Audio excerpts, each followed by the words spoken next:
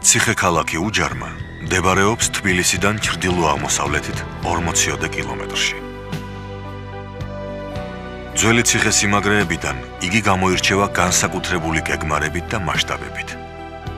მისი ავტორი არა მარტო მაღალი დონის ფორტიფიკატორი, არამედ დიდი ხუროთმოძღვარიც იყო. შეიძლება ითქვას, რომ პროექტირებისას ასეთი ეფექტურად გამიზნული ციხე-ქალაქი სხვაგან არ გვხვდება. ციხე-ქალაქისათვის შეურჩევიათ მაღალი კონცხი, ივრის ხეობის მთიან მონაკვეთში. იგი შედგება ორი ნაწილისაგან. ერთი შიდა ციხე, ციტადელი, რომელიც ქედზეა განლაგებული, და მეორე სამხრეთით, ფერდობზე მოგმული ქალაქის ზღუდე გალავანი. უჯარმაში მთავარი შიდა ციხე იყო. ქალაქისათვის აუცილებელი ნაგებობები სწორედ აქ ყოფილა განლაგებული. შიდა ციხის სიგრძე 150 მეტრია, ხოლო სიგანე 15-30 მეტრს შორის მერყეობს. ციტადელის ტერიტორიაზე განლაგებული ნაგებობებიდან არც ერთი არ არის შემორჩენილი თავდაპირველი სახით. მათ შორის გამოირჩევა სასახლე და ეკლესია. გალავნის მთელ პერიმეტრზე 8 კოშკი და 1 კოშკური სასახლე ყოფილა. ციტადელის გალავნის სიგრძე საშუალოდ 150 მეტრია. ისტორიულ წყაროებში უჯარმა იხსენიება მე-3 საუკუნის პირველი ნახევრიდან.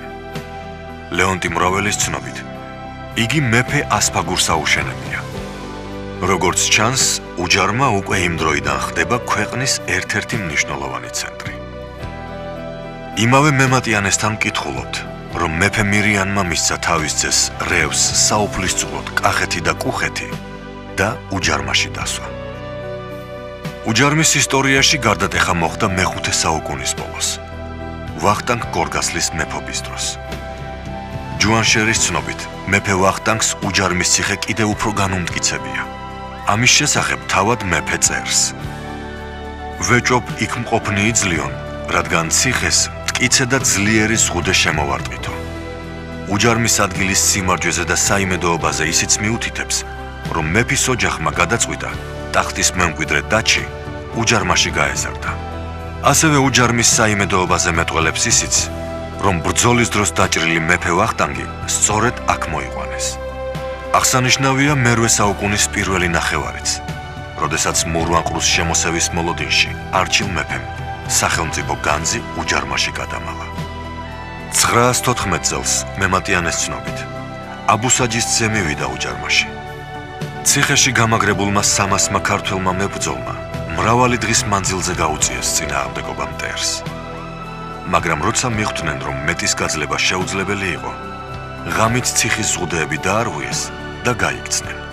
300 კაცით არაბთა მრავალრიცხოვან ჯართან შევმა, არა მარტო ქართველების მამაცობაზე მეტყველებს, არამედ ციხის სიმტკიცეზეც. უჯარმის ციხე მომდევნო პერიოდშიც მოქმედებდა. ამაზე მეტყველებს ის ფაქტი, რომ მეფე გიორგი მეორეს კახელებმა სხვა ციხეებთან ერთად უჯარმაც გადასცეს. როგორც ეტყობა, უჯარმა ბევრ სხვა ქალაქთან ერთად არაბების ბატონობის ხანაში კარგავს ქალაქის სტატუსს, თუმცა ციხედ დიდხანს რჩება. მართალია, ცნობები მეტად მწირია, მაგრამ დასტურად გამოდგება ისტორიკოსის გადმოცემა, რომლითაც ვიგებთ, რომ გიორგი მესამემ განძის შესანახად სხვა ციხეებს უჯარმა არჩია. მემატიანეებს არ შემოუნახავთ ცნობა იმის შესახებ, თუ როდემდე იარსება უჯარმის ციხე. მართალია, მის რესტავრირებულ კედლებში სათოფეებიც შეიმჩნევა, მაგრამ მათი რაოდენობა არ იძლევა დასკვნის საშუალებას, რომ იმ პერიოდში ციხე მასშტაბური იყო. ალბათ ამიტომ არის, რომ უჯარმის ციხე ბოლო საუკუნეებში აღარ იხსენიება.